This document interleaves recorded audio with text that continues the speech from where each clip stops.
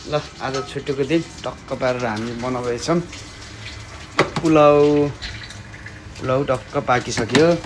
यता मैले मासु काटेर रेडी हानिसकेँ। बुढीले चाहिँ यहाँ के बनाउँदै हो? यो प्राउन हो। प्राउन पनि बन्यो। अब म यहाँ अब प्याज काट्छु मासुको लागि प्याज। अनि त्यसपछि यहाँ अरू के बनेछ? अचार खोइ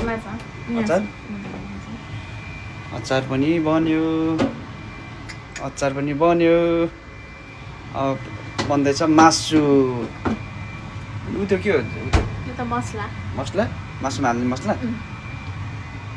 ए आज छुट्टीको दिन टक्कबाट सधैँ गरेको। यहाँ चाहिँ मैले कोटासोटा सब मिलाइसकेँ। भ्याकुम हाने सबै कोटासोटा सब रेडी भइसक्यो।